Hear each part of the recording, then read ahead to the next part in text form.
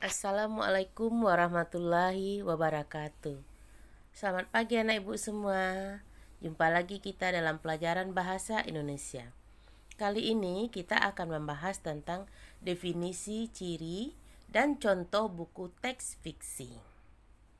Selain membaca buku pelajaran, pernahkah kalian membaca buku lain? Pasti pernah dong, baik itu buku fiksi maupun non-fiksi. Karena selain untuk memperoleh pengetahuan dan wawasan, membaca buku juga ternyata dapat membuat kita terhibur dengan ragam bahasa maupun diksinya. Dalam dunia tulis-menulis, secara umum buku dibagi menjadi dua macam jenis, yakni buku fiksi dan non-fiksi. Buku fiksi adalah buku yang menyajikan kejadian atau peristiwa tentang kehidupan berdasarkan hasil rekayasa imajinasi pengarang. Contoh buku fiksi seperti buku cerita anak, dongeng, novel, cerita pendek, fabel, komik, dan lain-lain. Sementara buku non-fiksi adalah cerita yang menyajikan kejadian sebenarnya yang diperkuat dengan fakta dan bukti-bukti, kemudian disampaikan sesuai dengan pendapat penulis. Contohnya, buku pelajaran, buku ensiklopedi, esai, tesis, disertasi, dan lain-lain.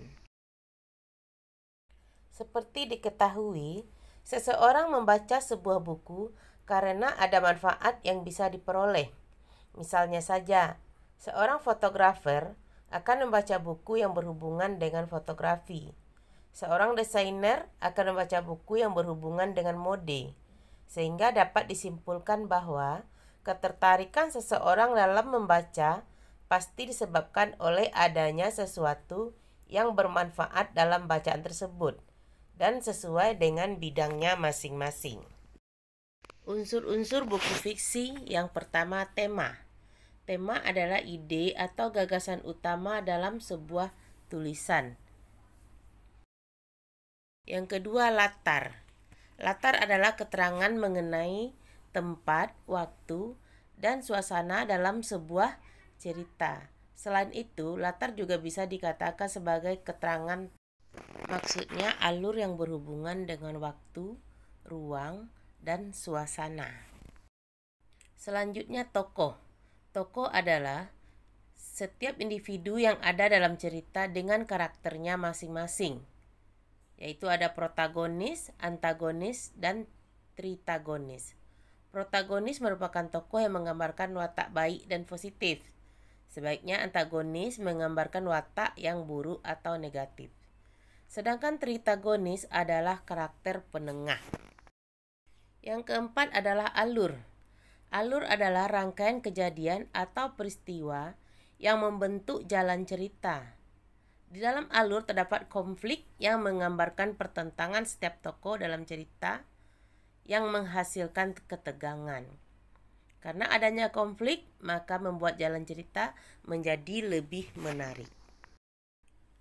Yang kelima, gaya bahasa. Gaya bahasa adalah cara penulis menyampaikan ceritanya. Biasanya terdapat majas tertentu yang digunakan oleh penulis, seperti majas perbandingan, sindiran, penegasan, hingga pertentangan. Yang terakhir adalah amanat. Amanat adalah pesan yang ingin disampaikan oleh penulis kepada pembaca melalui cerita tersebut. Salah satu yang dapat membedakan dari buku fiksi adalah terdapat amanat yang terkandung di dalamnya. Amanat diambil dari seluruh isi cerita yang dibangun. Sekarang kita masuk kepada ciri-ciri buku fiksi. Mengacu pada pengertian fiksi, maka kita akan dapat mengenali ciri-ciri fiksi.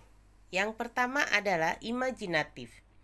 Salah satu buku fiksi adalah sifatnya berimajinatif, yaitu berdasarkan rekaan atau imajinasi pengarang. Penulis dengan bebas mengutarakan imajinasinya ke dalam tulisan yang dikehendakinya.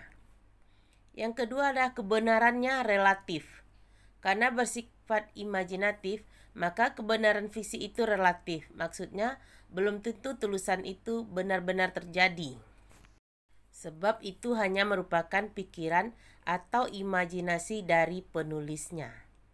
Yang ketiga, bahasanya bersifat konotatif, yaitu bahasa bersifat yang bukan sebenarnya, hanya untuk memperindah tulisan saja.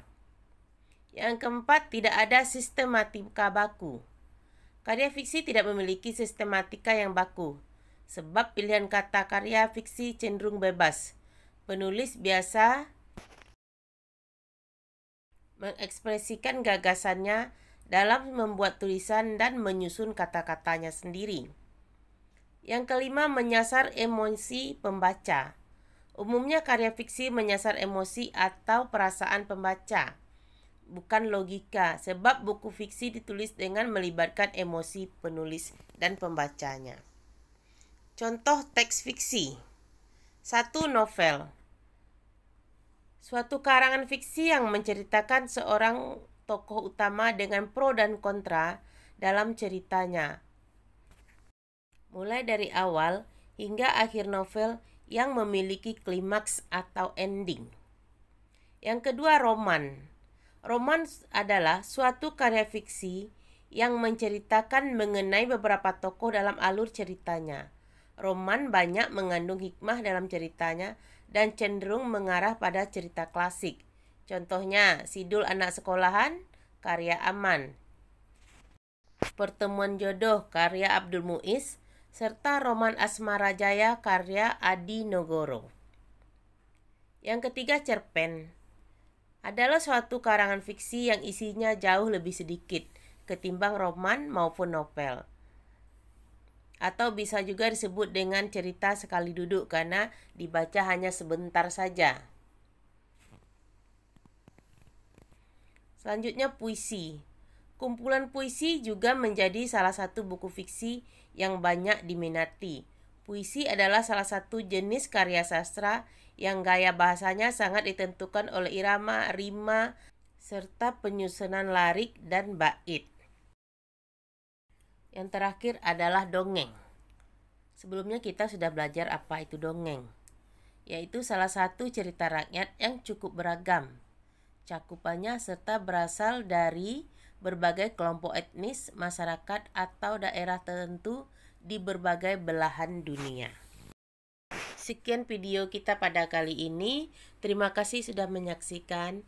Semoga kamu paham apa yang sudah Ibu jelaskan tadi. Sampai jumpa di video selanjutnya. Tetap semangat. Assalamualaikum warahmatullahi wabarakatuh.